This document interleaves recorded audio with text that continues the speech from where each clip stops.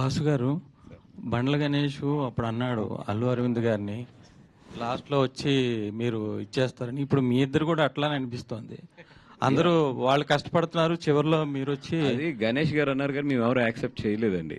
కానీ మీ ఇద్దరు కూడా ఇప్పుడు లిటిల్ ఆర్ట్స్ వేరే వాళ్ళు తీసి కష్టపడ్డారు. రాజుబాయ్ రామదాస్, అదే రాజు వెడ్స్ రాంబాయ్ కూడా వాళ్ళు కష్టపడ్డారు, తీశారు. చివరిలో మీరు వచ్చి దాన్ని బాగా డబ్బులు చేసుకున్నారు. అంటే ఏం కాలర్ కూడా నలగకుండా. అవునండి. అంటే మీ ఇద్దరు కూడా అదే, అంటే బండ్ల గణేష్ అక్కడ అన్నాడు అరవింద్ గారిని, మీ ఇద్దరు కూడా అదే పని చేస్తున్నారేమో అని.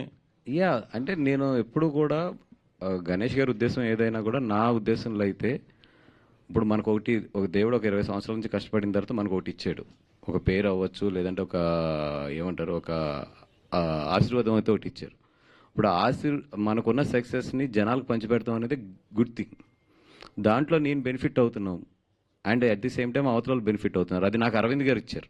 ఆయన ఒక సక్సెస్కి ఒక స్టేజ్కి వెళ్ళిపోయిన తర్వాత నాకు కానీ, ఎస్కే అని కానీ, ఈరోజు వంశీకి కానీ, ధీరజ్ కానీ అందరు కూడా ఆయనకున్న ఒక సక్సెస్ని తీసుకొచ్చి మా అందరికి అడాప్ట్ చేశాడు ఆయన. లేదంటే మేము అందరూ ఇంత షార్ట్ టైంలో ఇంత బాగా క్లిక్ అవ్వలేము, ఆయన ఎక్స్పీరియన్స్ని కానీ, ఆయన సక్సెస్ని కానీ. ఇప్పుడు మాకున్న దాన్ని అట్లాగా ఇవ్వడానికి మేబీ ఆయన చూసి మేము నేర్చుకోవచ్చు. అది I always feel like that is a great thing. It's not like ఏదో అప్పుడు వచ్చి వెళ్ళారు అనేది కాకుండా మన స్టేజ్ని పంచిపెడతాం అనేది that is very great thing అని నేను ఆల్వేస్ ఫీల్ అవుతా. దాంట్లో మనకు కమర్షియల్గా బెనిఫిట్ అవుతున్నాడు, వీఆర్ గుడ్.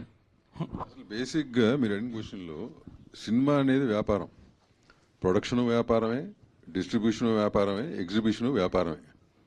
ఇక్కడ ఎవడో ప్రజాసేవ చేయడానికి రాలా. నంబర్ 1, ఓకేనా? వ్యాపారంలో కొంతమంది సక్సెస్ అవుతారు, కొంతమంది సక్సెస్ అవ్వకపోవచ్చు.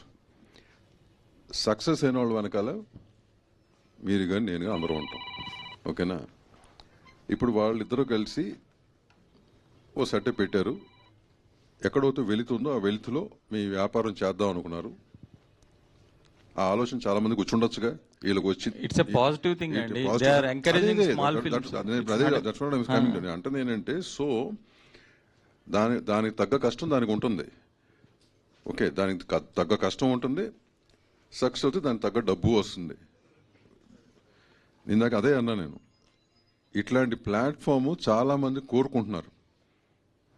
ఒక మిడ్ రేంజ్ స్మాల్ ఫిల్మ్స్కి దే రిక్వైర్ దిస్ ప్లాట్ఫామ్.